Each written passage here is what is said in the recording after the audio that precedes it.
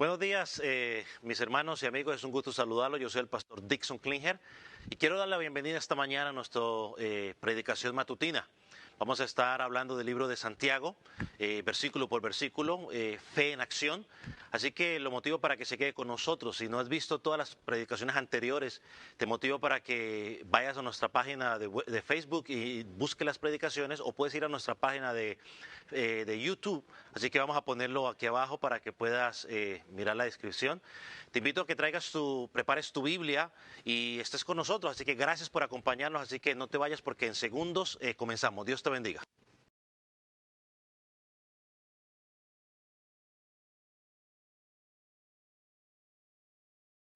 Hoy vamos a estar leyendo el capítulo 2 de Santiago. La sección va desde el versículo 1 hasta el versículo 13, pero hoy vamos a estar meditando en los versículos 5 y 7. Dice Santiago de la siguiente manera: Hermanos míos, oíd. ¿No ha elegido Dios a los pobres de este mundo para que sean ricos en fe y herederos del reino que ha prometido a los que le aman? Pero vosotros habéis afrentado al pobre. ¿No os oprimen los ricos y no son ellos los mismos que os arrastran a los tribunales? ¿No blasfeman ellos el buen nombre que fue invocado sobre vosotros? Acompáñenme en oración. Padre, nos presentamos en esta mañana dándote gracias por tu palabra. Señor, sabemos que ella habla nuestra vida, que es un espejo. Permite de que podamos ver nuestras vidas a través de ella. Y que podamos, oh Dios, hacer los correctivos necesarios para nuestra vida. Para cada día honrarte por nuestro estilo de vida. Y sobre todo para que cada día seamos formados a la imagen de tu Hijo. Señor, te pido por mi vida, para que tú me des la claridad de exponer tu palabra. Que pueda hablar, Señor, solamente lo que tu palabra enseña y no mis deseos. Señor, líbrame de no ser obstáculo a tu pueblo para escuchar tu palabra. Pero también oro por tu pueblo, Señor, para que sean como los de Berea. Señor, que escuchen con entusiasmo de corazón. Señor, y que puedan examinar cada palabra que se dice de acuerdo a tu palabra y no de acuerdo a sus creencias o teología. Señor, que podamos ser como los de Tesalónica, que escucharon su palabra no como proveniente de un hombre, sino como proveniente de ti. Señor, también oramos por aquellos que no te conocen, por aquel niño, por aquel joven, por aquel adulto. Señor, que todavía no ha tenido un encuentro personal contigo. Oramos para que a través de tu palabra, tu Espíritu Santo lo convenza de pecado, de justicia, de juicio. Señor, y que pueda llegar en fe y en arrepentimiento a ti. Señor, háblanos por tu palabra. En el nombre de Jesús. Amén. Puede tomar asiento.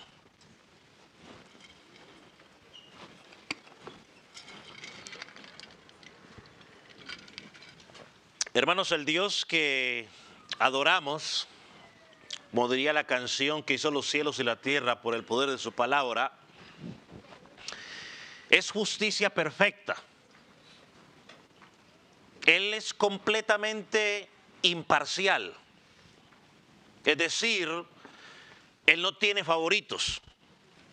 Él trata a todas las personas con igualdad, basándose únicamente en la condición interna de su alma, no por las circunstancias externas.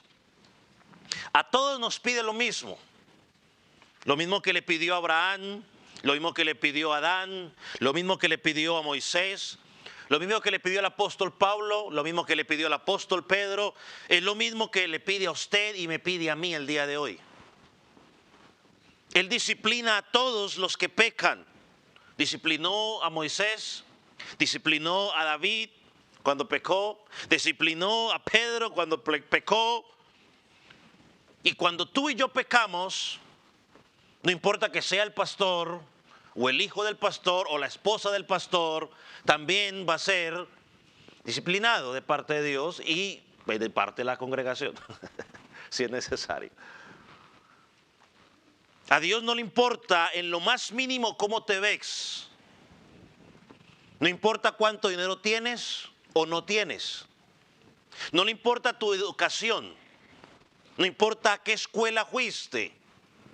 No le importa tu raza, no le importa tu prestigio. No le importa nada de eso. Él es indiferente a esas cosas. Los seres humanos nos vamos por esas cosas. Y cuando la iglesia del Señor comienza a hacer esa distinción, el favoritismo, dejamos de ser como el Dios que profesamos. Y es el punto que presenta Santiago en esta sección, desde el versículo 1 hasta el versículo 13. Es simple. Si quieres ver si la vida de Dios está palpitando en tu corazón, en mi corazón, tenemos que examinar si estamos viviendo una vida parcial o una vida imparcial en referencia a las personas. Santiago nos presenta 5 cosas en estos 13 versículos.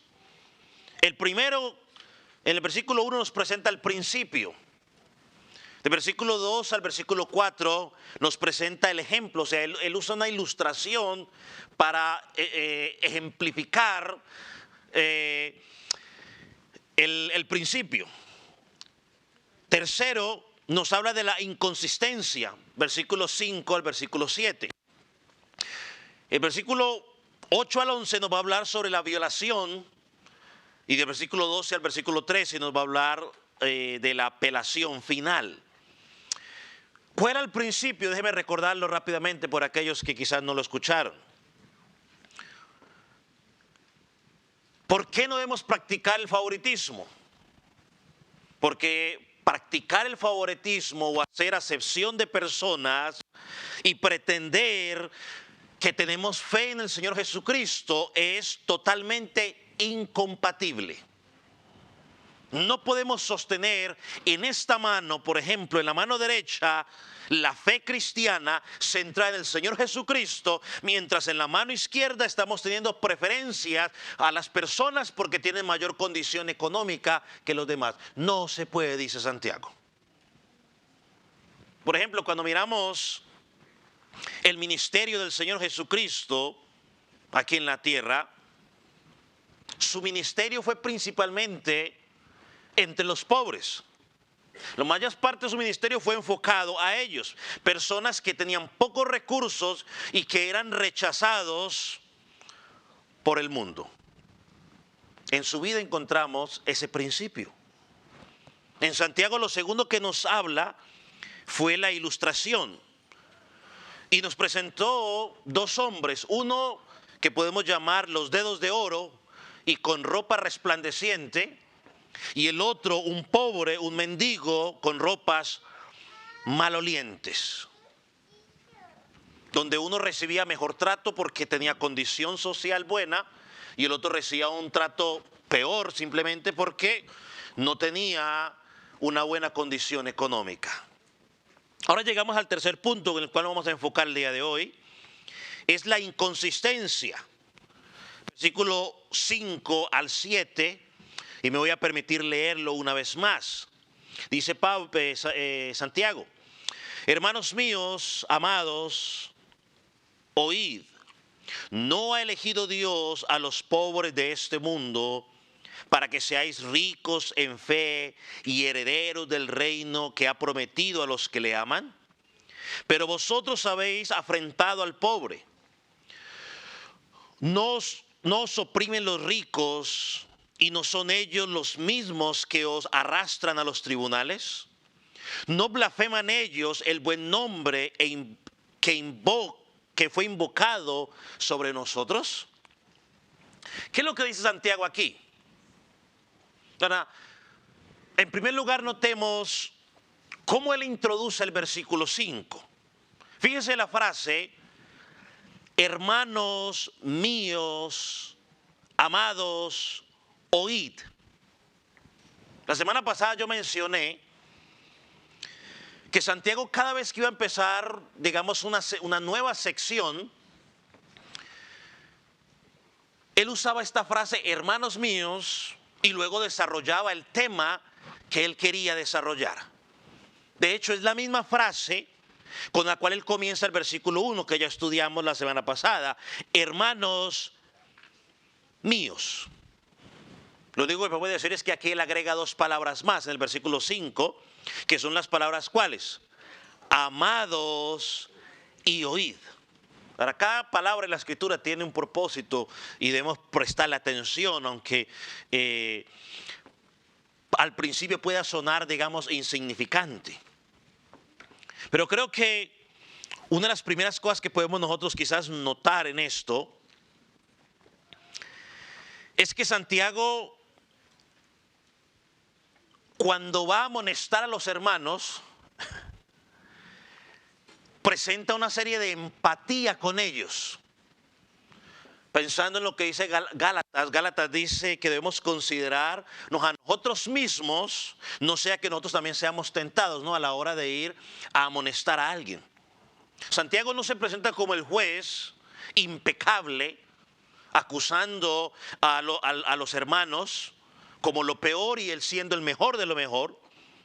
Santiago se pone a la par de sus hermanos como alguien que puede estar expuesto quizás al mismo pecado o a la misma tentación que estos hermanos podrían estar sufriendo. Se presenta como alguien que también puede aprender de la situación que está viviendo. La segunda cosa que podemos resaltar allí es que él dice, hermanos amados míos, oíd. Es decir, es un llamado y demuestra en cierta manera el corazón pastoral de Santiago para estos hermanos, y se presenta de una forma cariñosa al principio, porque sabe que lo que les va a decir es que duro.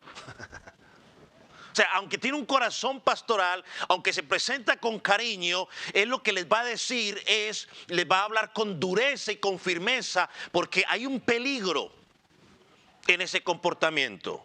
De hecho, esta sección la hemos titulado El peligro del favoritismo en la iglesia. ¿Cierto? ¿Así le puse el título? Yo estoy mirando aquí que nomás tengo el peligro nomás. No, el peligro del favoritismo en la iglesia. Lo tercero que miramos en esta palabra que se repite en dos ocasiones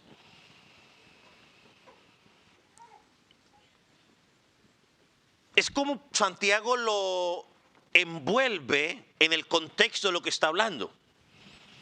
Porque cuando tú y yo estamos hablando del contexto de la iglesia de Dios, Santiago nos presenta la forma en que debemos relacionarnos entre nosotros. O sea, nosotros no nos relacionamos como profesionales. Doctor, abogado, licenciado y esto y lo otro. No, si estamos en Cristo, la forma que Dios estableció es que somos hermanos en Cristo. Y cuando tengo la oportunidad de presentar a alguien, digo, aquí le presento a mi hermano Andrés, mi hermano en Cristo. Andrés, no debemos avergonzarnos de presentarnos los unos a los otros como hermanos en Cristo. Ahora, si usted vive una vida doble, pues entonces arrepiéntase. No viva más de esa manera. Pero somos hermanos. ¿Por qué somos hermanos? Porque el pastor dijo, no. Porque somos parte del cuerpo de Cristo. Somos hijos de Dios. Pertenecemos a una iglesia local. Somos parte de todos aquellos que han sido salvos por la sangre del Señor Jesucristo. Compartimos la misma herencia eterna en los cielos. Tenemos el mismo Espíritu. Hablando del Espíritu Santo. Nos repartió dones a cada uno de nosotros para que entre todos nos edifiquemos los unos a los otros. Somos una familia, le guste o no le guste, espiritualmente hablando. Y tenemos que vernos como una familia. Y si lo asocio con la parte física, yo siempre cuando introduzco digo, aquí le presento a mi hermano, el menor o el mediano o el que sea. Daniel Hamilton es mi hermano. Si tuviera tenido 8, pues me hubiera tocado que presentar a cada uno de ellos por nombre. Lo mismo me imagino que hace usted. Aquí le presento a mi hermano, no sé cómo se llama su hermano o su hermana. Bueno, lo llevamos a la parte espiritual, debemos hacer exactamente ¿qué? Lo mismo. Entonces no hay sentido hacer una distinción entre nosotros por causas sociales. Porque uno tiene más dinero que otro, porque otro tiene menos dinero que otro. No hay sentido. La iglesia de Cristo no funciona así.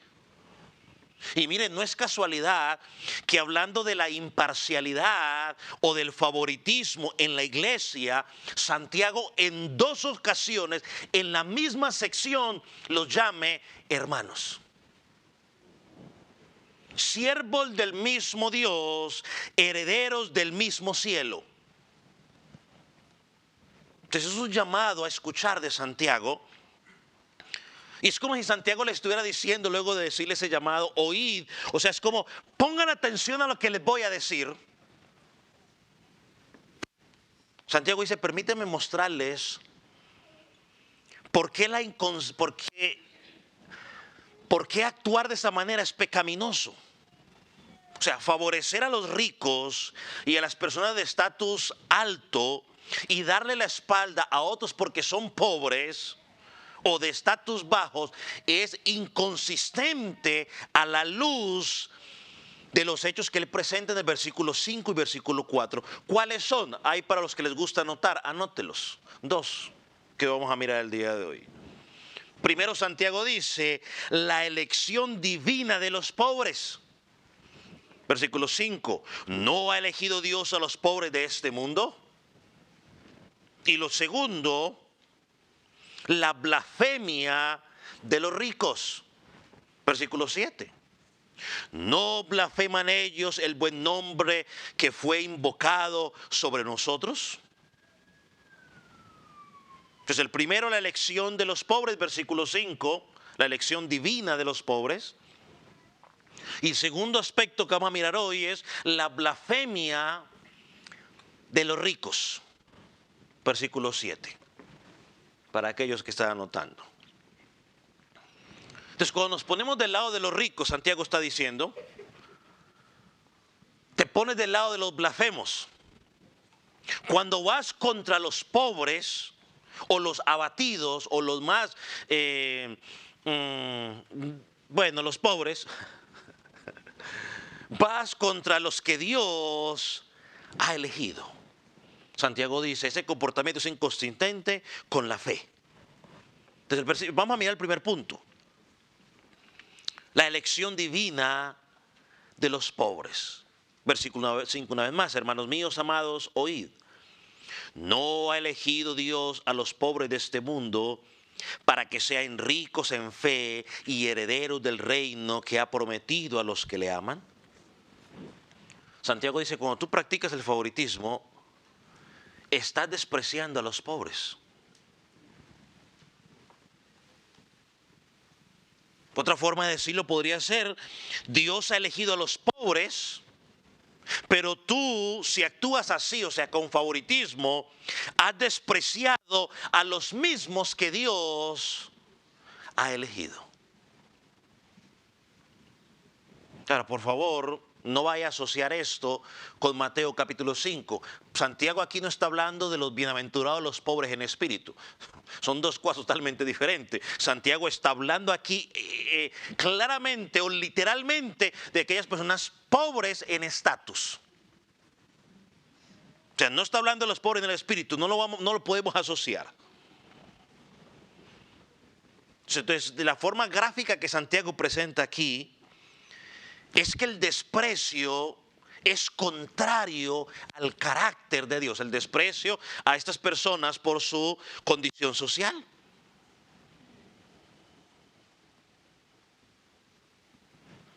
Cuando actuamos de esa manera estamos yendo contra la naturaleza de Dios. Entonces el punto de Santiago es claro. ¿Quiénes somos nosotros para despreciar a aquellos que Dios no despreció? ¿Quiénes somos? ¿Quiénes somos nosotros para creernos mejor? Es más, el apóstol Pablo por allá dijo,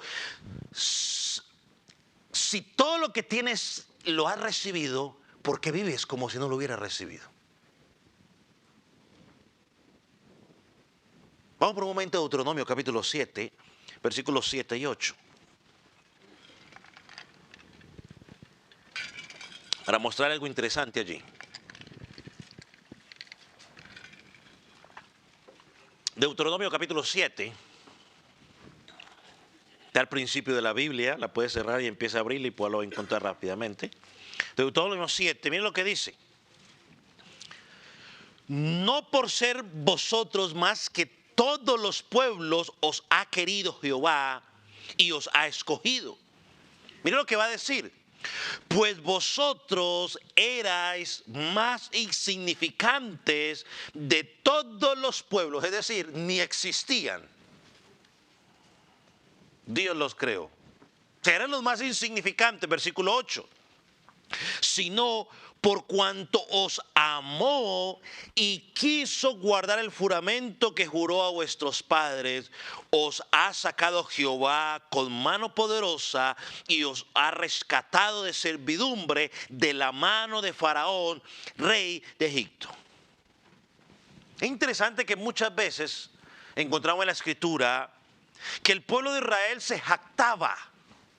Se creían mejores que los demás porque eran escogidos por Dios. Es más, en Romanos capítulo 11, por ejemplo, Dios les dice que siendo los más insignificantes, yo os escogí.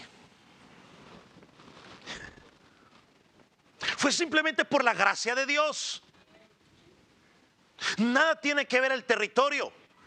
Nada tenía que ver las capacidades, nada tiene que ver la raza, nada tiene que ver la condición económica. Es simplemente la gracia y el favor de Dios. No tiene nada que ver. ¿Quiénes somos nosotros ahora para empezar a hacer distinción por si tiene o no tiene dinero? Ahora, cuando miramos la referencia en la iglesia, Pablo también es claro al decirnos lo mismo a la iglesia en 1 Corintios capítulo 1 versículo 26 al 29. Si quiere búsquelo y si no también. No, sí que también lo busque. O sea, no hay elección. 1 Corintios 1 versículo 26. No, versículo que dije. O capítulo 1, ¿cierto? Sí, versículo 26. ¿Lo encontraron? Yo no. Ya aquí lo tengo. Ahí está. Miren lo que dice Pablo.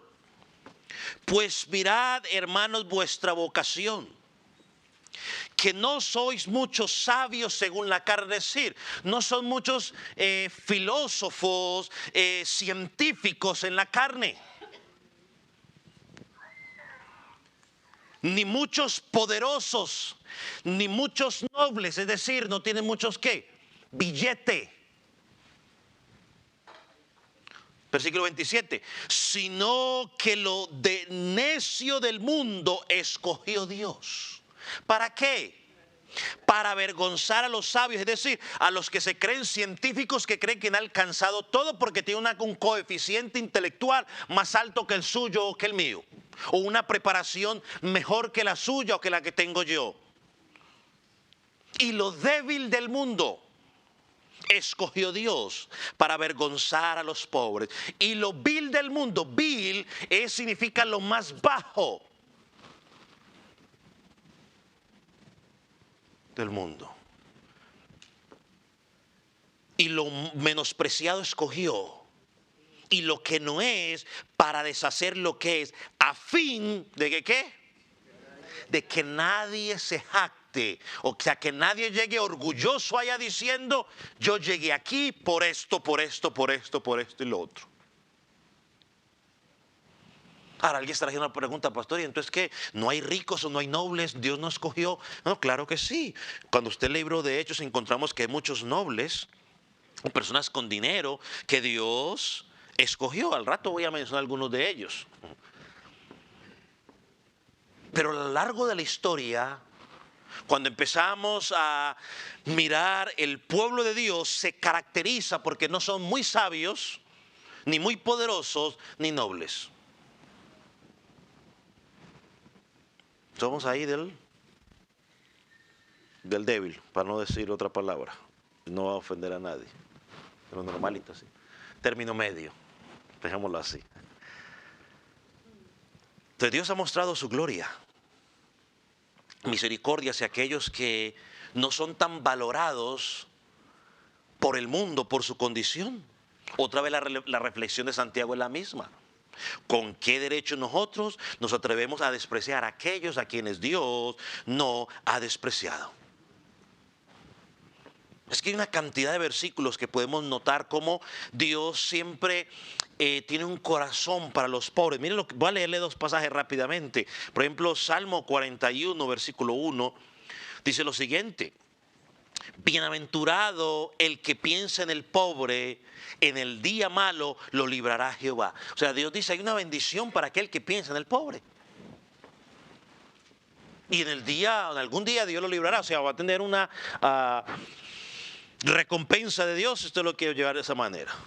Salmo 68, versículo 10. Ahora, no vaya a empezar a ayudar simplemente para buscar la recompensa al final, porque entonces eso ya es interés. No, tiene que salir del corazón, ¿no? Dice el 68:10, los que son de la grey han morado en ella. Por tu bondad, oh Dios, ha provisto para los pobres. Por muy quizás mal que nos haya ido en la vida, en algún momento, aunque sea para una tortillita o un pancito, hemos tenido para por lo menos echarle unos cuantos frijolitos al estómago. Dios ha sostenido. Por muy mal que nos haya ido. Ahora estamos aquí en esta nación donde hay mayor oportunidad, pues entonces, cuando usted se compara cuando estábamos en nuestro país, usted puede decir, mejor dicho, soy rico ahora. Entonces los pobres son preciosos a los ojos de Dios.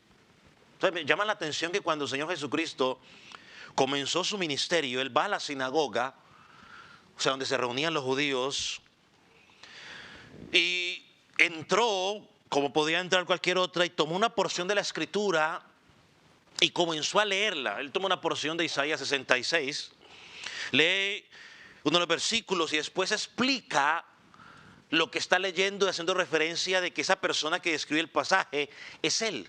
Mira el pasaje que estuvo leyendo, Lucas capítulo 4, versículo 18 al 19. Busque conmigo, por favor. Le voy a dar la oportunidad para que busque. Lucas capítulo 4, versículo 18. ¿Lo tiene? Mira lo que dice. Y el Espíritu del Señor está sobre mí, por cuanto me ungió para dar buenas nuevas. ¿A quiénes? A los pobres. ¿Cuáles son las buenas nuevas? El Evangelio.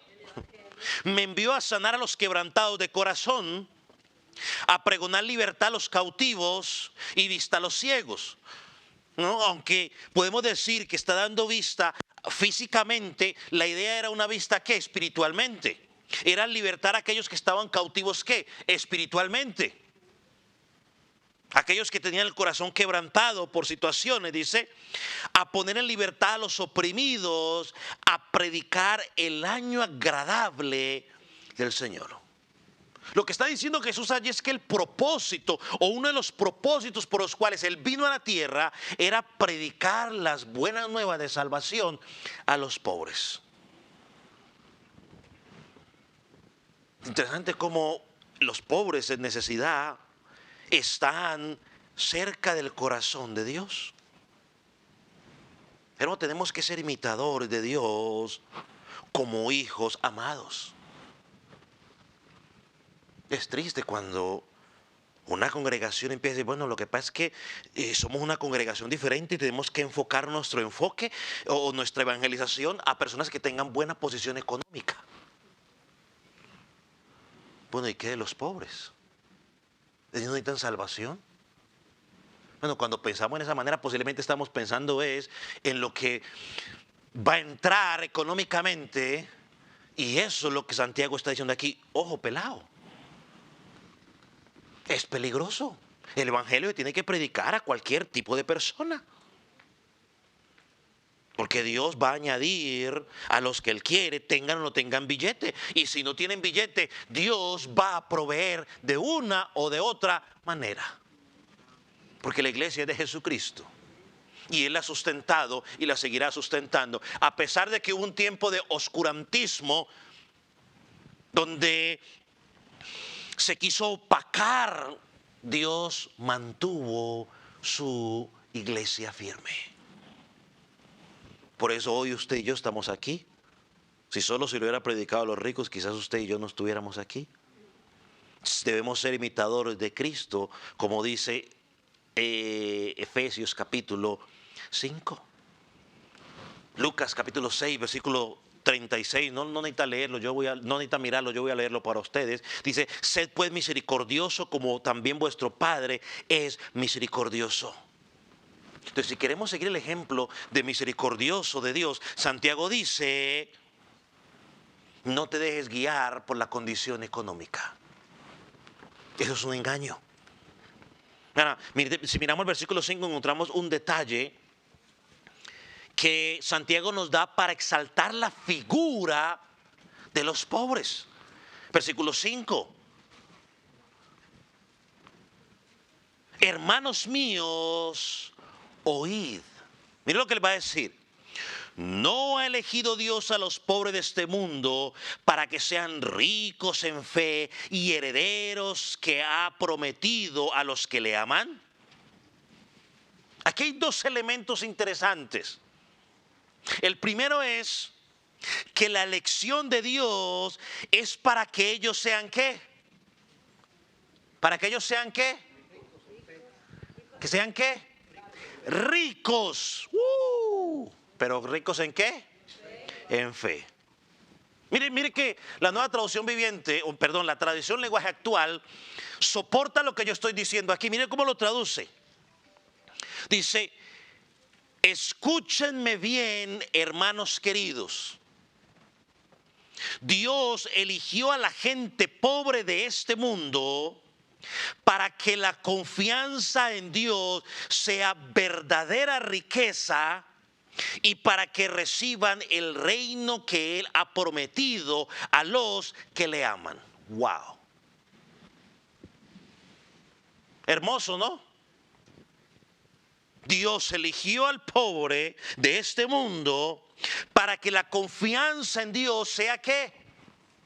¿Bota el texto, por favor? Ahí está. Para que la confianza en Dios sea ¿qué? ¿Sea qué? ¿Qué dice el texto? Su verdadera riqueza. Su verdadera riqueza es su confianza en Dios. ¿Estamos entendiendo lo que Santiago quiere decir? Dios siempre suple las necesidades. Y aquí nos está diciendo algo que contradice la falsa enseñanza humanista de la prosperidad. Y lo que está diciendo el pasaje es que nuestra verdadera riqueza no es material. La riqueza no es carros, no es moto, no es dinero en el banco, no son propiedades. Esa no es la verdadera riqueza espiritual, la verdadera riqueza. Nuestra verdadera riqueza es una riqueza ¿qué? Espiritual. Nuestra verdadera riqueza es nuestra fe en Dios.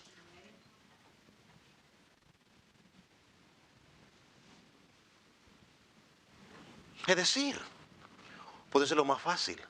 Dios no salvó a los pobres, o ni siquiera a usted ni a mí, nos salvó para enriquecernos física y materialmente. No, Dios no te salvó para eso, sino que te salvó para otorgarte una abundante riqueza espiritual en Él. Si usted llegó a Cristo con la expectativa de hacerse millonario, usted está perdiendo el tiempo. O si viene a esta congregación con la esperanza de que le dé los 5 trucos para empezar a volverse millonario, o se arrepiente o va a tener que irse porque no se va a sentir bien aquí. Dios no nos salvó para eso. Por lo tanto, con base en lo que acabo de decir, podemos decir 2 cosas. Somos ricos en la fe para poder creer en el Evangelio. Somos ricos en la fe para poder preservar o permanecer en el Evangelio. Esa riqueza espiritual es la que me fortalece para estar firme allí, llueve, truene o relampaguee. Por muy difícil que sea la circunstancia.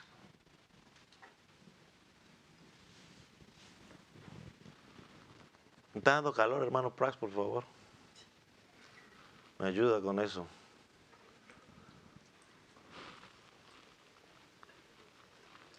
Ricos en la fe para poder creer en el Evangelio. Ricos en la fe para perseverar en el Evangelio que predicamos. Aquí hay algo más importante. Para algunos la pobreza o la escasez se ha convertido en un regalo para ellos. ¿Por qué, pastor? Porque muchos han llegado, o Dios ha usado esa pobreza para alcanzarlos para Él. La otra cara de la moneda es que en ocasiones las personas que tienen una muy buena situación económica, lo primero que dicen: yo no necesito a Dios, yo tengo dinero. Algunos se han atrevido hasta decir: y vivo mejor que los que dicen que son cristianos. ¿Para qué quieren que yo busque a Dios? Piense por un momento en en Hebreos capítulo 11. Este capítulo no tiene que ir a buscarlo, o bueno, al rato lo buscamos, pero que dije, Hebreos 11 nos presenta el listado de hombres y mujeres de la fe allí. Lo llaman algunos los padres de la fe.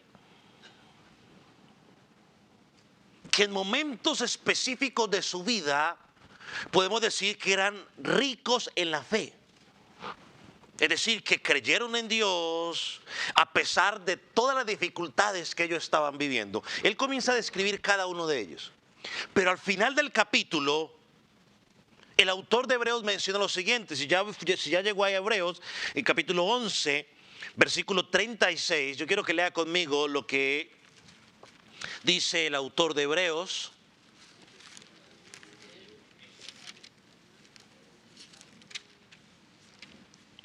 Mira lo que dice. A ver, yo miro una cosa.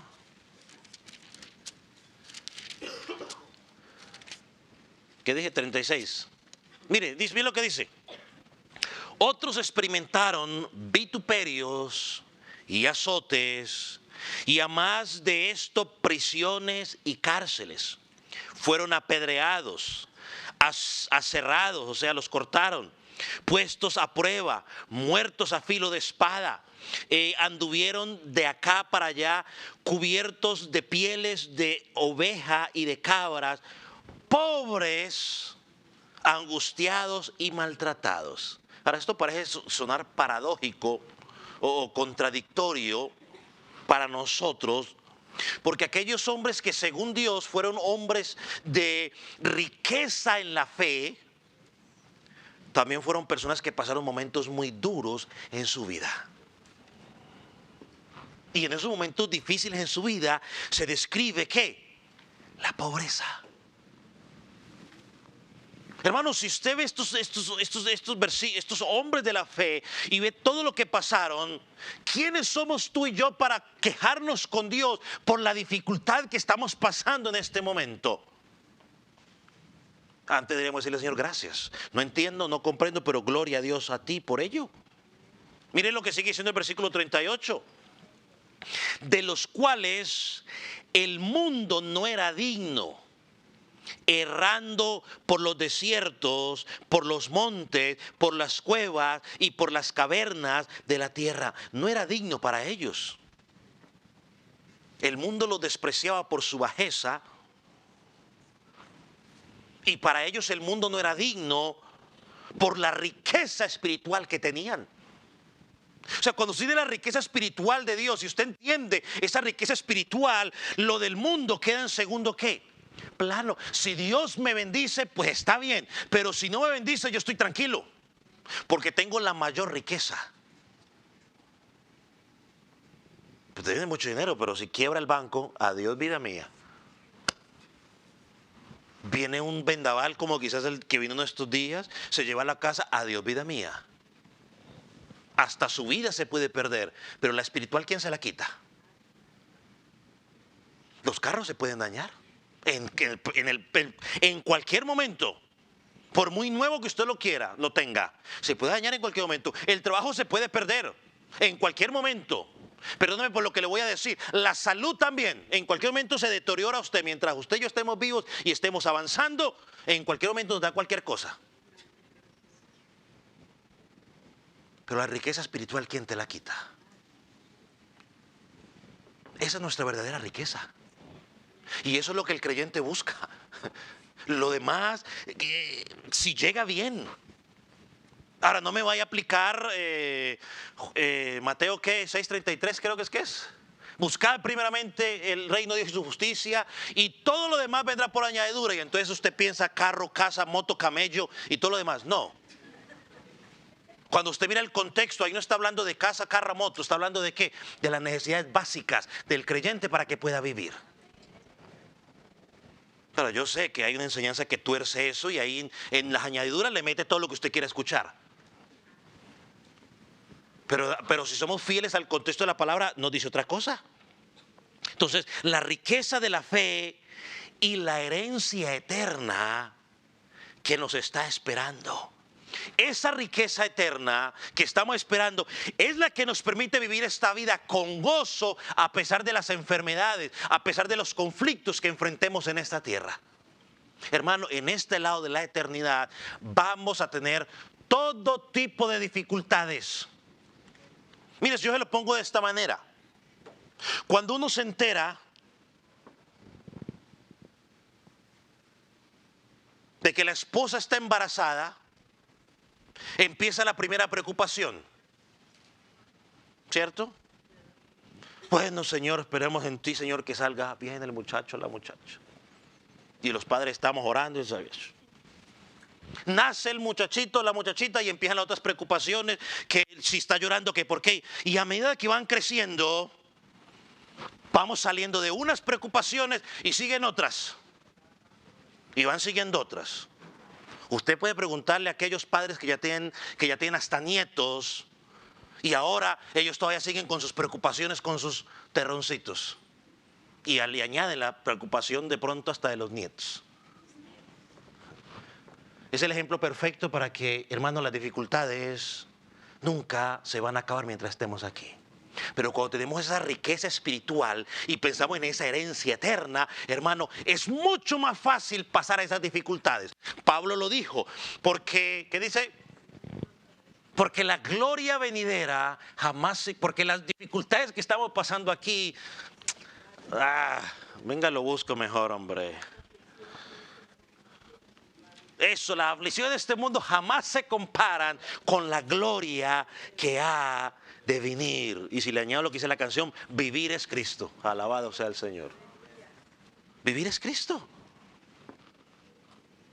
Versículo 5 una vez más. No ha elegido Dios a los pobres de este mundo para que sean ricos en fe y herederos del reino que ha prometido a los que le aman. Él ha prometido un reino donde Él es el que gobierna. Y no solamente miremos el concepto de que Él es el que va a gobernar sobre ese reino, sino que como yo pertenezco a su reino, Él es ¿qué? Mi rey. Él es el que me controla, el que dirige mi vida. Esto es importante para nuestra vida cristiana. Todos debemos saber que Él gobierna nuestra vida. Pero también hablamos de ese reino del cielo nueva y del tierra nueva y cielo nuevo, que viviremos en Él por la eternidad. Déjenme recordar algunas bendiciones que tenemos. Efesios capítulo 1, versículo 3.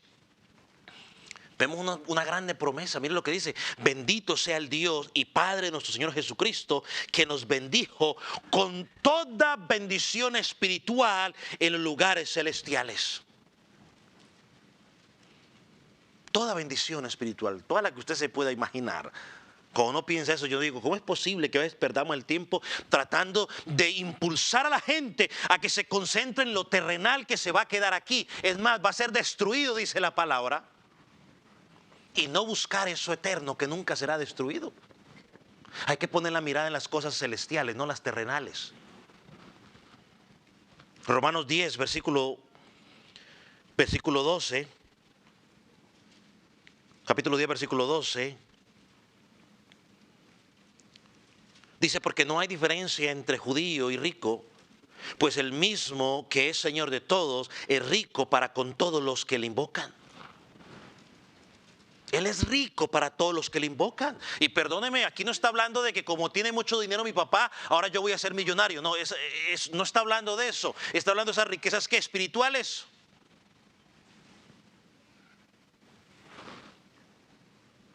Cuando tú y yo practicamos el favoritismo o mostramos preferencias en las personas basado en la apariencia de la persona, hermanos, nos estamos alejando significativamente del carácter del Dios que profesamos alabar. Por lo tanto, tenemos que arrepentirnos de esa actitud y adoptar la misma actitud de servicio y de humildad que tuvo el Señor Jesucristo. Lo segundo que miramos en este pasaje es la justicia insensata. Una vez más, versículos 6 y 7.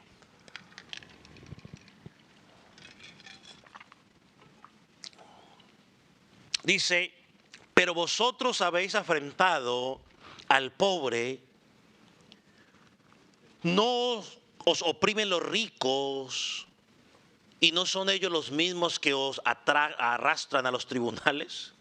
No blasfeman ellos el nombre que fue invocado sobre vosotros. Ahora, ellos estaban enfrentando una tentación grave,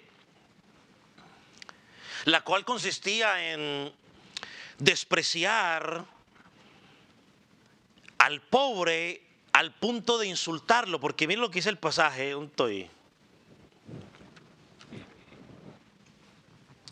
Dice: vosotros habéis afrentado, o sea, lo has rechazado, lo has maltratado por su condición. ¡Wow! Y Santiago dice: eso es pecado. Lo llama una injusticia insensata.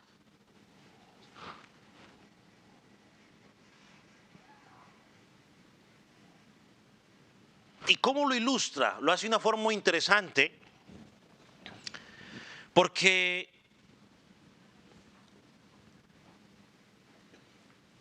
los ricos, miren lo que dice en primer lugar. Yo creo que aquí hay tres cosas que podemos resaltar en estos dos versículos. Y lo primero que él dice es: ¿no os oprimen los ricos?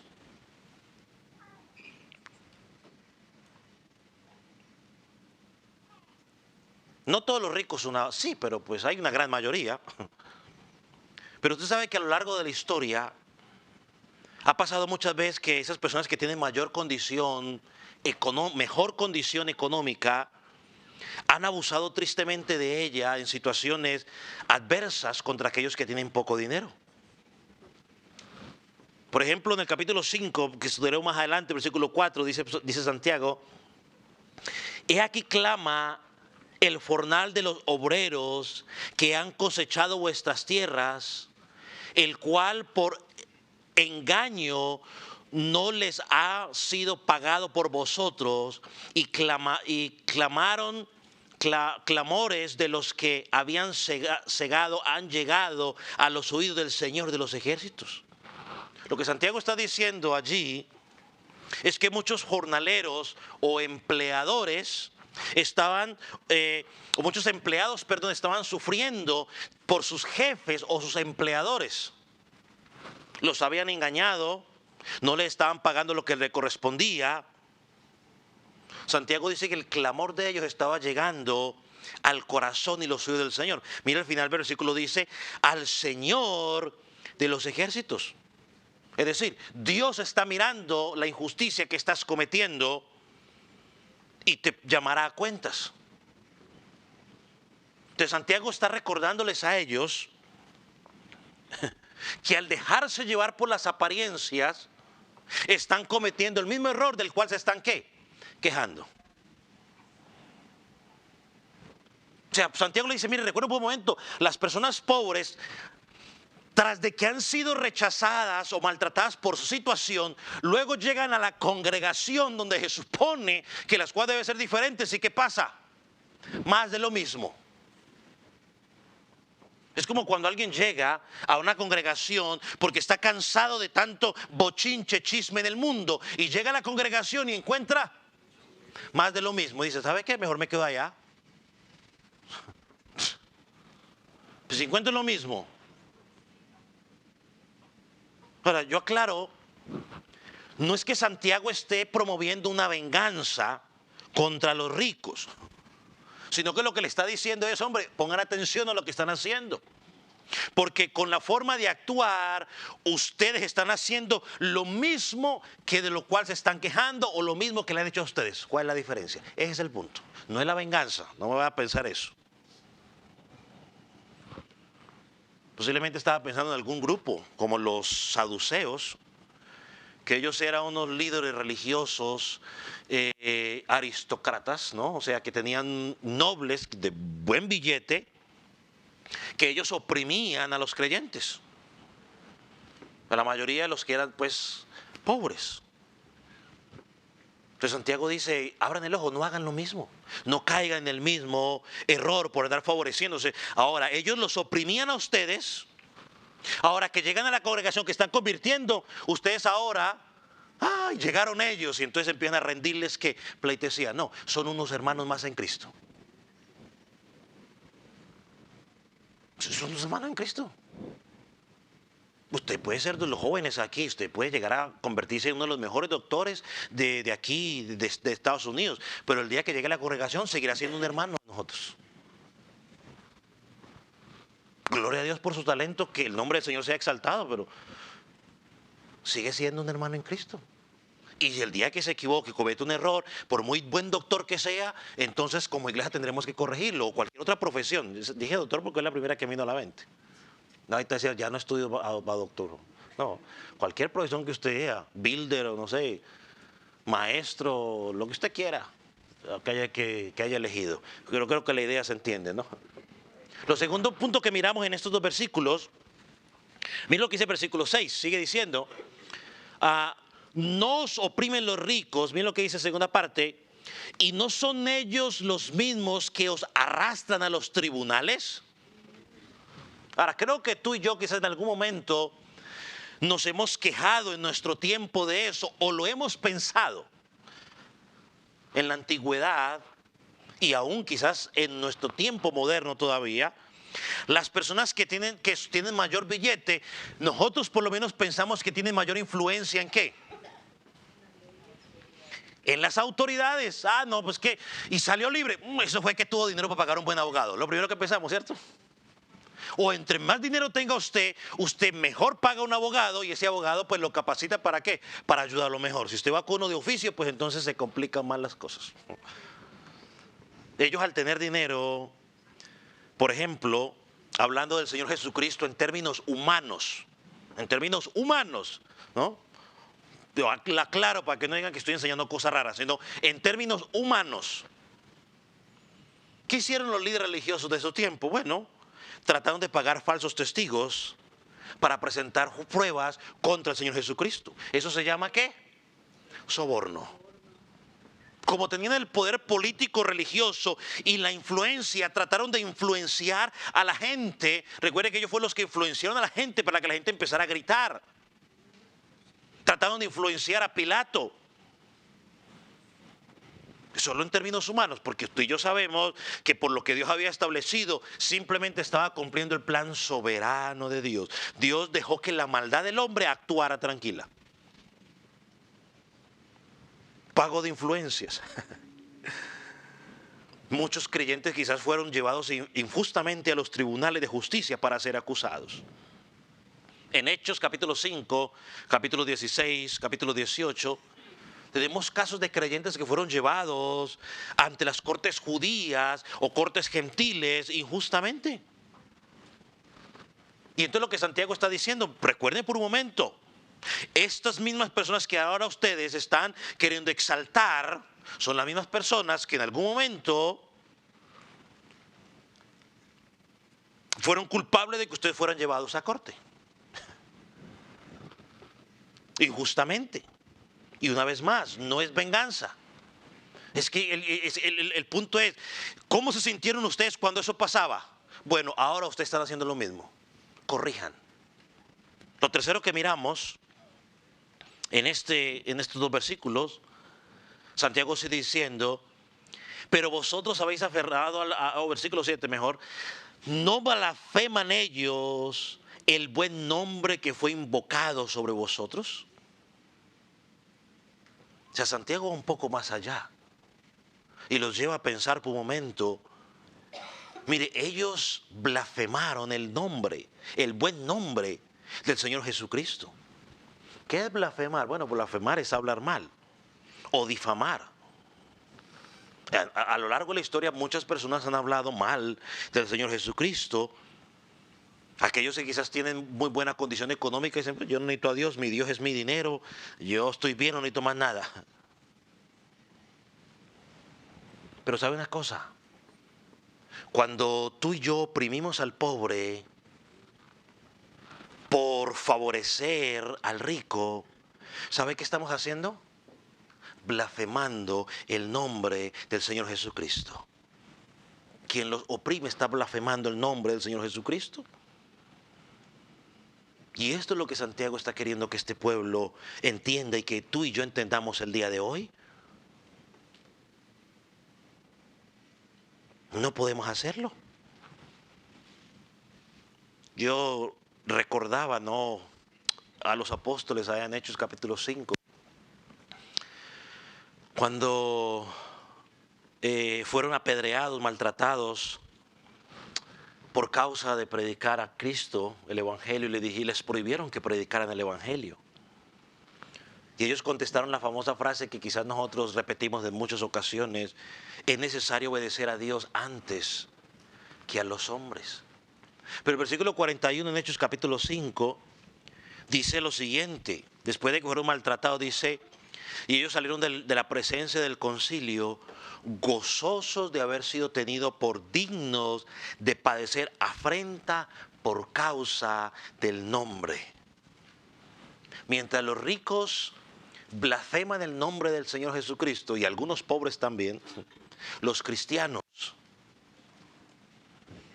glorificamos el nombre de Cristo. Lo repito una vez más. Santiago dice, pongan atención, porque cuando practican el favoritismo, ustedes están haciendo lo mismo que en algún momento criticaron o que en algún momento les molestó lo que estaban haciendo. Entonces, ¿cómo es posible que la iglesia practique el favoritismo? La Biblia nos llama a rechazar todo tipo de injusticia. Todo tipo de injusticia. Déjeme compartir algo.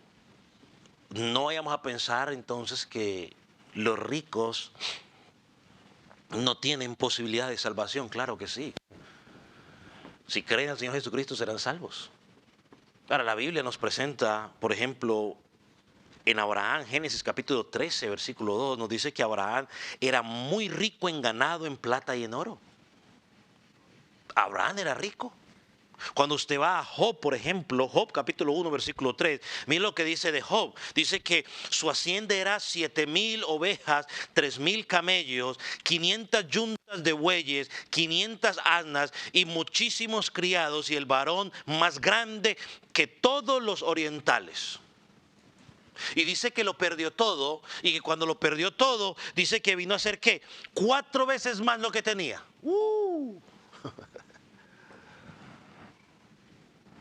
Cuando llegamos al Nuevo Testamento encontramos lo mismo. Lo mencioné la semana pasada. José de Arimatea tenía dinero. Yo creo que Nicodemo tenía dinero. Zaqueo creo que también tenía dinero. Uno de los recaudadores de impuestos se convirtió al evangelio. Y luego dijo, pues mire, vea, la mitad de mis bienes voy a dar a los pobres. Y si alguno he defraudado, le voy a regresar ¿qué? 4 veces. Mateo, que era recaudador de impuestos, lo más seguro que también tenía dinero. Así que, hermano, el problema no radica en ser rico o poseer recursos económicos. Ese no es el punto de Santiago aquí. El punto es, ¿qué es lo que dirige nuestro corazón? ¿Qué dirige nuestra vida? ¿El dinero o Dios? Bien, por ejemplo, Pablo le escribió a la iglesia, o le dio esta instrucción a Timoteo, para que Timoteo diera esta instrucción a la iglesia. 1 Timoteo, capítulo 6, versículo 17 y 19. O sea, quiero mostrarle que el problema no es que la gente no tenga, que sea rica. Usted de pronto es rico y está diciendo, uy, pastor, pues entonces ya me condenó. No, yo no he dicho eso. Pero mire lo que dice la instrucción de Pablo a Timoteo para la iglesia. Mire lo que dice: a los ricos de este siglo mando que no sean altivos, ni pongan la esperanza en las riquezas, las cuales son inciertas, sino en el Dios vivo, que nos da todas las cosas en abundancia para que las disfrutemos. Que hagan bien, que sean ricos en buenas obras, dadivosos, generosos, atesorando para sí buen fundamento para el porvenir, que echen mano de la vida eterna.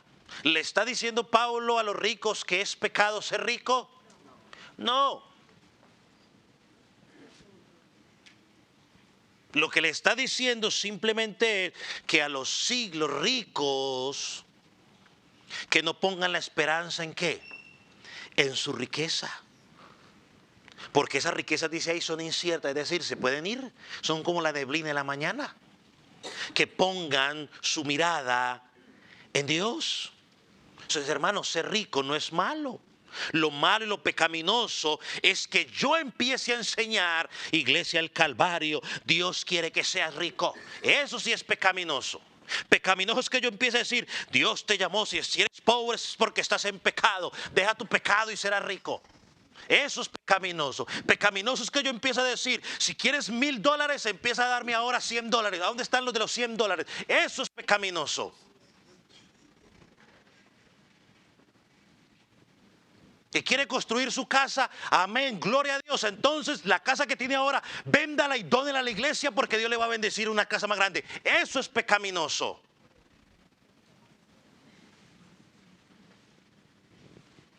Pero si usted ha trabajado, estudió, Dios, o puso sus negocios y Dios lo prosperó, gloria a Dios. Y usted no lleva, su deseo no es llevado por el dinero. Gloria a Dios. Mire lo que dice aquí. Que hagan bien, que sean ricos en buenas obras. ¿Sabe lo que está diciendo ahí? Es que los ricos le está diciendo, sean generosos, pero es que a veces somos más, ¿qué palabra podemos usar? Tacaños, codos, no queremos soltar ni un peso. Ahí el problema. Dios te ha bendecido, dice ahí, no el pastor Klinger, dice ahí que seas rico en buenas obras, dadivoso, generoso.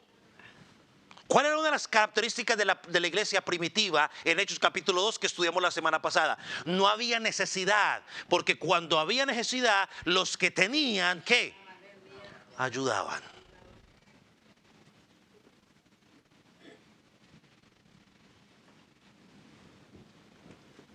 Los que tenían ayudaban. Entonces, si Dios nos ha bendecido, hay que hacer el bien, hay que ser generosos y ayudar a los que están en necesidad. Y esto encaja perfectamente en el mensaje que se les mandó al grupo, a cada uno de los grupos durante esta semana. Una muy buena oportunidad para decir, Señor, voy a ser generoso, porque usted y yo estamos en este momento mejor que esas personas.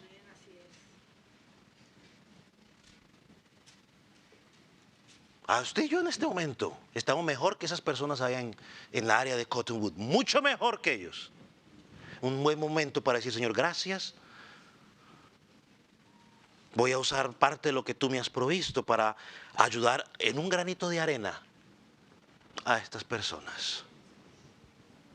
Entonces Cristo dijo a los pobres, los tendrás siempre.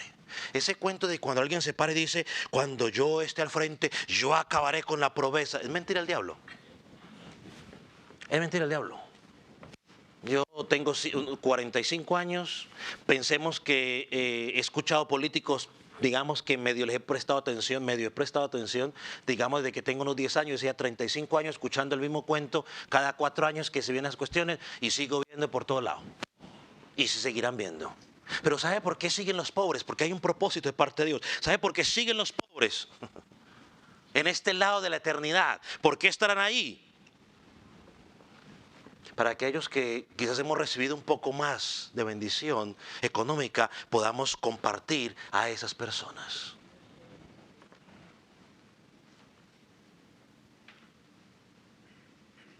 Y yo voy a decir esto una vez más y lo quiero decir bien claro para que nadie luego saque mis palabras de contexto.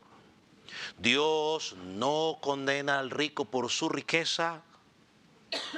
Dios lo que condena es a la persona que se deja controlar por la riqueza. Cuando el enfoque de su vida es única y exclusivamente el dinero. No ve otra cosa sino dinero. Eso es lo que Dios condena.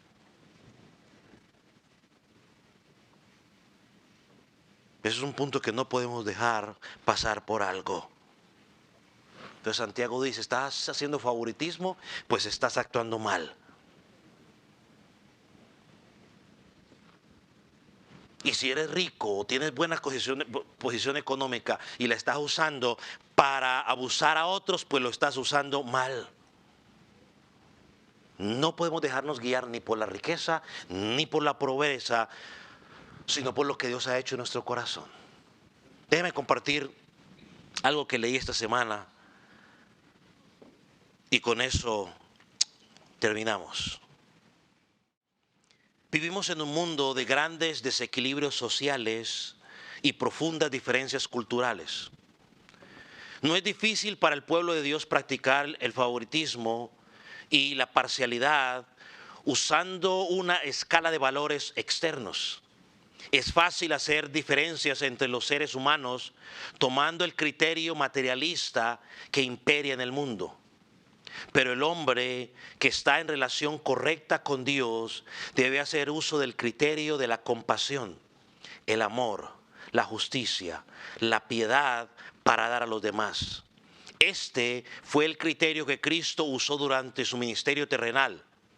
El cristiano tiene el deber de imitar a su Señor, aunque la iglesia no es una agencia social.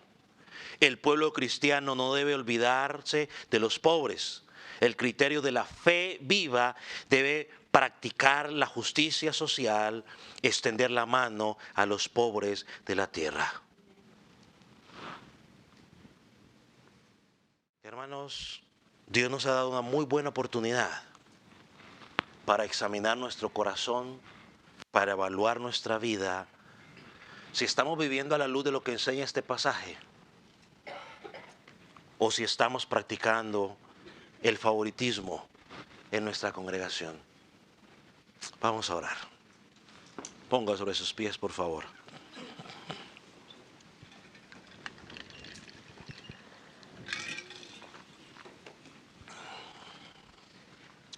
Padre, te damos gracias por tu palabra.